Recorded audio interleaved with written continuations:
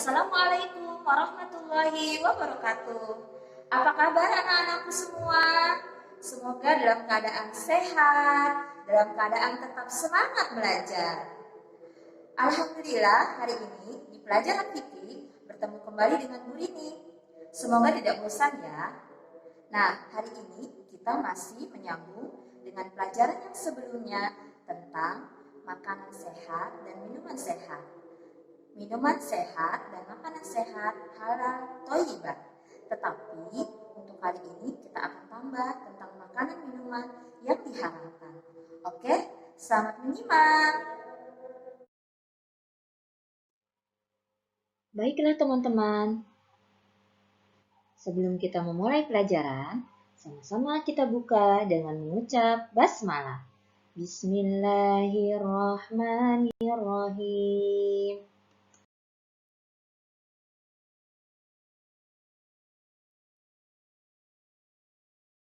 Baiklah teman-teman, hari ini kita akan membahas pelajaran 2. Pelajaran 2, materi yang akan kita bahas adalah makanan dan minuman haram. Selamat menyaksikan.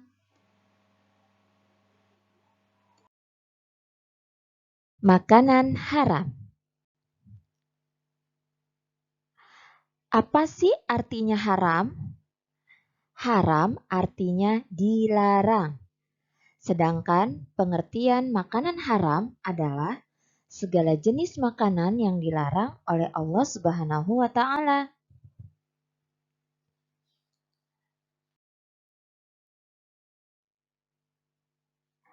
Sekarang kita akan mencari tahu macam-macam makanan yang diharamkan. Seperti apa sih macam-macam makanan yang diharamkan? Makanan yang diharamkan pertama adalah semua makanan yang disebutkan dalam firman Allah, Quran Surat Al-Ma'idah ayat 3. Boleh dibacakan ya. Bismillahirrahmanirrahim.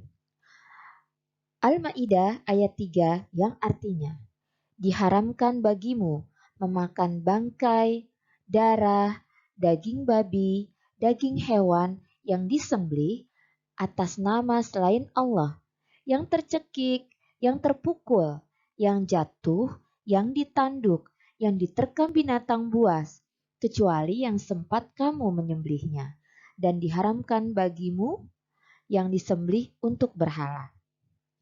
Nah, jadi sesuai dengan Al-Quran, Quran Surat Al-Ma'idah ayat 3, hal-hal yang disebutkan dalam ayat tersebut,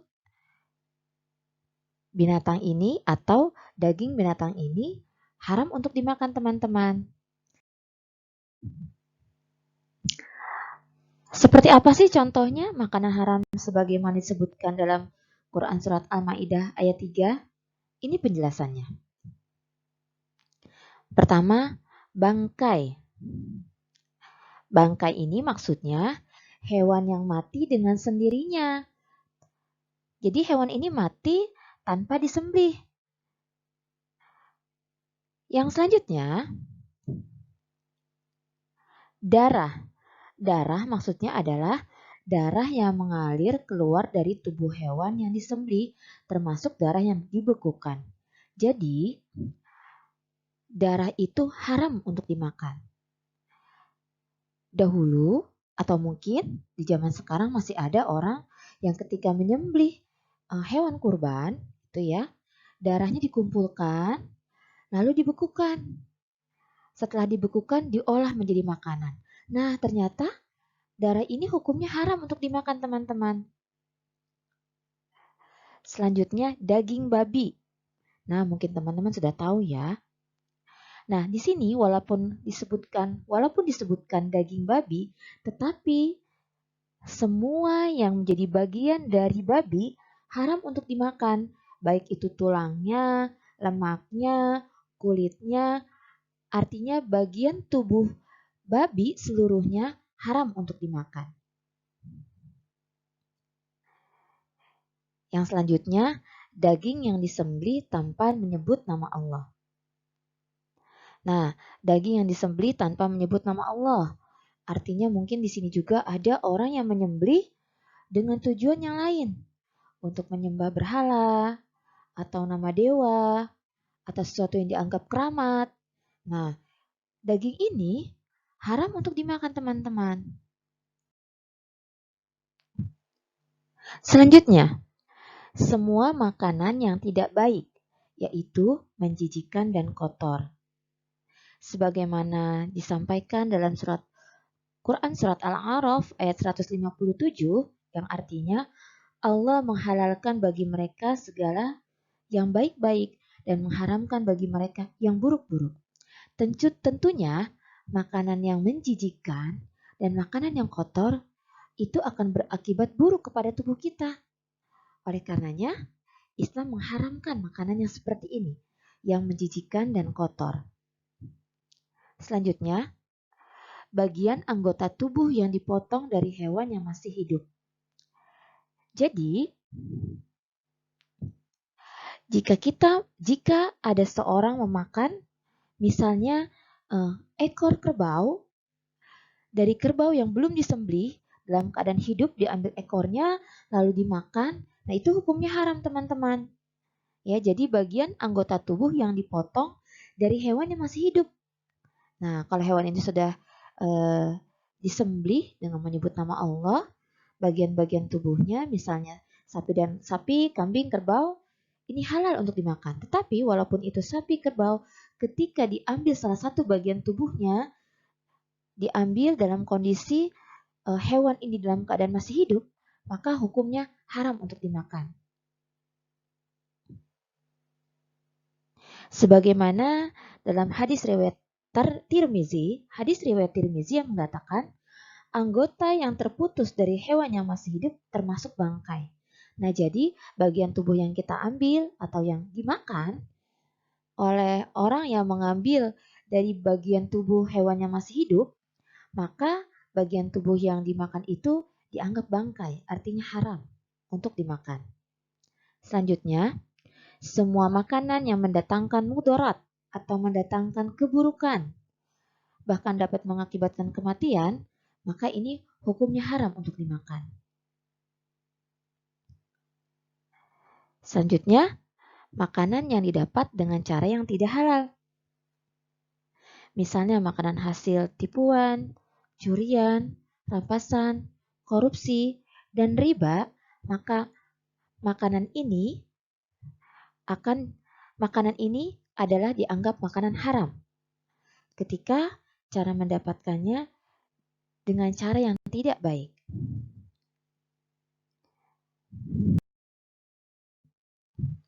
Selanjutnya, pembahasan kita tentang minuman haram. Minuman haram adalah semua jenis minuman yang tidak boleh diminum oleh umat Islam. Nah, intinya adalah semua yang diharamkan membawa mudarat bagi kita semua. Larangan itu sebagai bentuk cinta Allah kepada hambanya. Jadi semua yang diharamkan di dalam Islam adalah semua yang diharamkan oleh Allah sebagaimana diatur dalam Islam adalah sesuatu yang pasti membawa mudarat, membawa keburukan bagi manusia, sehingga Allah melarangnya. Sehingga larangan ini adalah sebagai bentuk cinta Allah kepada hambanya. Allah melarang demi kebaikan kita semua, demi kebaikan hambanya. Nah, selanjutnya kita akan pelajari jenis-jenis minuman haram apa saja. Pertama, setiap jenis minuman yang memabukkan. Baik itu sedikit ataupun banyak, maka hukumnya haram. Minuman yang memabukkan disebut khamar. Salah satu jenisnya seperti bir. Mungkin teman-teman pernah mendengarnya ya. Nah,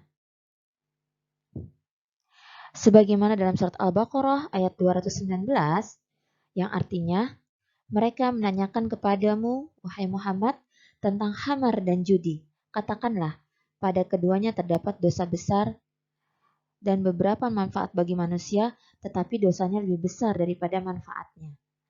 Artinya, sudah jelas bahwa khamar ini hukumnya haram. Kedua, darah manusia atau hewan, seperti meminum darah kelelawar, ular, dan sebagainya. Walaupun mungkin tujuannya untuk kesehatan, tetapi sini dikatakan bahwa ini adalah hukumnya haram, teman-teman. Seperti tadi Burina sudah sampaikan, ketika Allah mengharamkan sesuatu, sudah pasti akan ada mudaratnya buat manusia atau keburukannya buat manusia.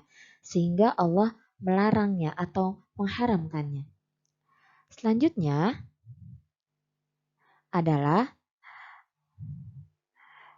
jenis-jenis minuman yang diharamkan adalah air yang bercampur dengan racun atau terkena racun. Nah, karena ini membahayakan diri manusia, maka hal ini diharamkan. Selanjutnya, air najis atau terkena najis. Baik itu najis ringan, najis sedang, maupun najis berat. Yang selanjutnya, minuman yang didapatkan dengan cara yang tidak halal.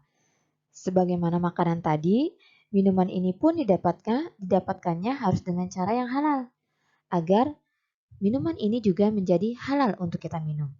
Ketika minuman ini halal, tapi cara mendapatkannya dengan cara yang haram, maka minuman ini menjadi haram untuk diminum.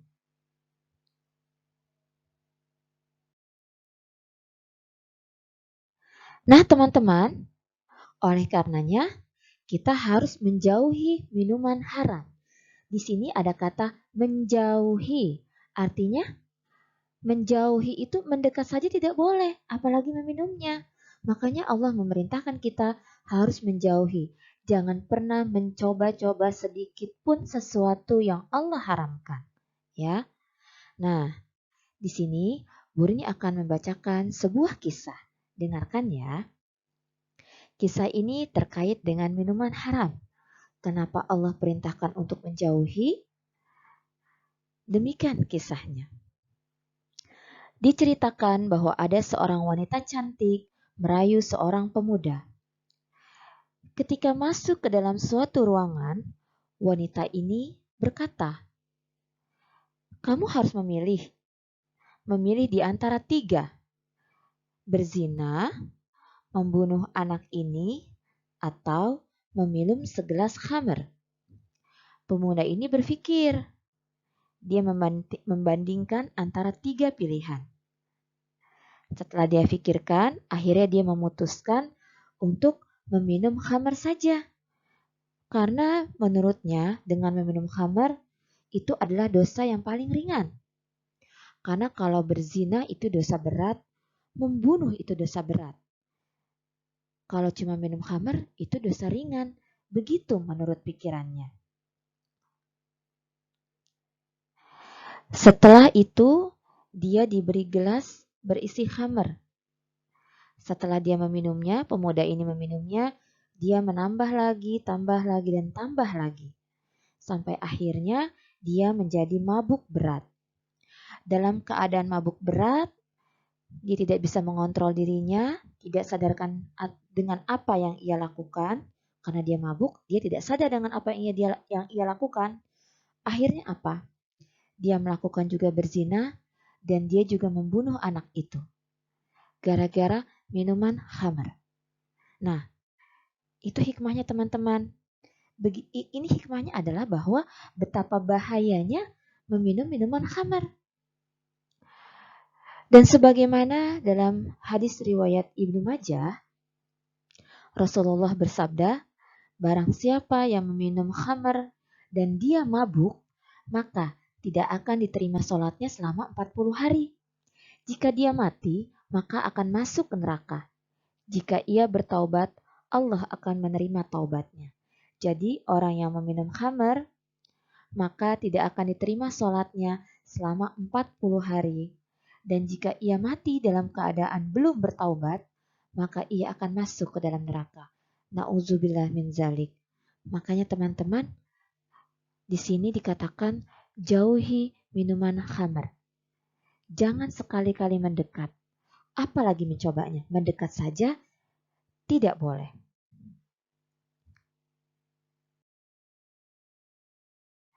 Nah, selanjutnya kita akan mencari hikmah dari ini semua. Hikmah diharamkannya makanan dan minuman. Semua perintah dan larangan Allah Subhanahu wa taala bertujuan untuk kebaikan dan keselamatan manusia. Kita dapat mengambil hikmah dari semua perintah dan larangan Allah. Hikmah diharamkannya makanan dan minuman, di antaranya hikmahnya adalah agar kita mentaati perintah Allah dan Rasul-Nya. Tugas kita sebagai hamba Allah adalah taat. Yang kedua, agar dapat mengendalikan hawa nafsu.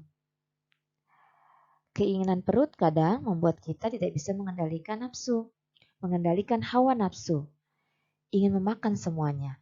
Sedangkan Islam sudah mengatur mana yang halal, mana yang haram. Menjaga kesehatan akal dan tubuh, tentunya dengan makanan yang halalan toyiban dan menjauhi makanan yang diharamkan oleh Allah akan membuat tubuh kita menjadi sehat. Dan begitu juga akal kita. Karena dengan makanan-makanan yang haram masuk ke dalam tubuh akan juga dapat merusak tubuh dan akal. Menjaga kemurnian akal tubuh. Nah, dengan makan makanan sehat akan membuat pikiran jernih. Dengan memakan makanan yang halal juga akan membuat pikiran dan tubuh kita menjadi prima, menjadi sehat. Selanjutnya, menghindari makanan dan minuman haram. Ini beberapa hikmah yang kita ambil dari diharamkannya makanan dan minuman. Selanjutnya, bagaimana sih sikap kita sebagai seorang muslim terhadap makanan dan minuman? Sebelumnya di bab pertama atau pelajaran 1 kita sudah membahas tentang makanan halalan toiban. Dan di pelajaran kedua kita membahas tentang makanan minuman haram. Bagaimana sikap seorang muslim, sikap kita sebagai seorang muslim dan muslimah terhadap makanan minuman? Yang pertama, sebelum makan dan minum kita harus berdoa agar apa yang kita makan dan yang kita minum terjaga.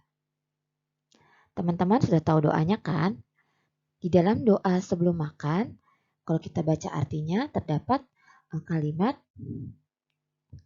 Ya Allah, berkahilah rizki yang Engkau berikan dan jauhkanlah kami dari siksa api neraka. Nah, semoga dengan membaca doa, juga dengan mengucap basmalah, gitu ya teman-teman, sebelum kita makan. Membuat apa yang kita makan menjadi berkah buat tubuh kita. Yang kedua, makanlah jika sudah lapar dan berhenti sebelum perut kita kenyang. Karena ketika perut kita terlalu kenyang, akan membuat kita malas beraktivitas.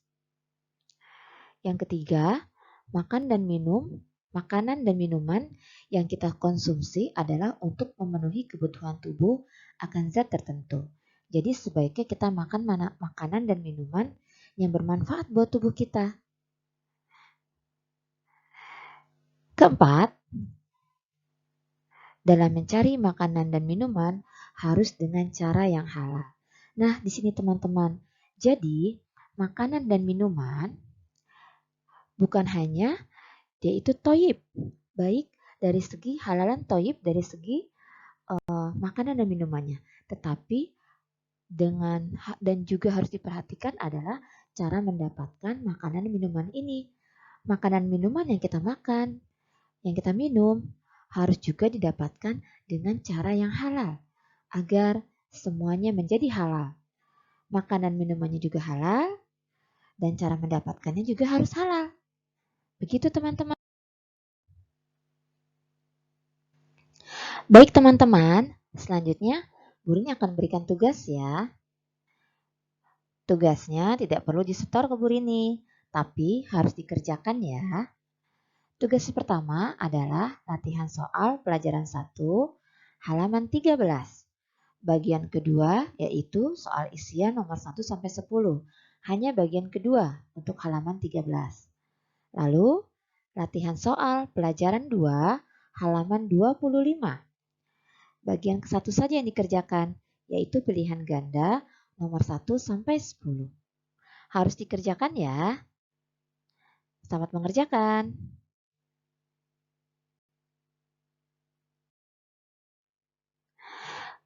Bu Rini memberikan soal-soal latihan karena pekan berikutnya kita ada pertemuan untuk PH teman-teman atau penilaian harian.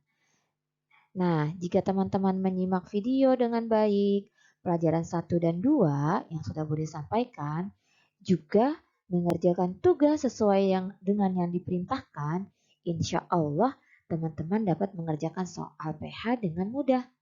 Bu Rini akan mengambil banyak soal-soal itu dari latihan soal yang sudah Bu Rini tugaskan. Tentunya agar teman-teman semakin siap sebelum nanti melakukan PH dengan Bu Rini, jangan lupa belajar ya.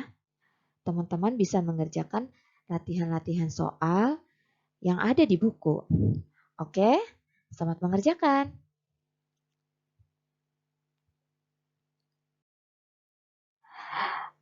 Baiklah teman-teman, sampai di sini dulu pertemuan dengan Bu Rini. Kita tutup dengan hamdalah. Alhamdulillahirabbil alamin. Wassalamualaikum warahmatullahi wabarakatuh.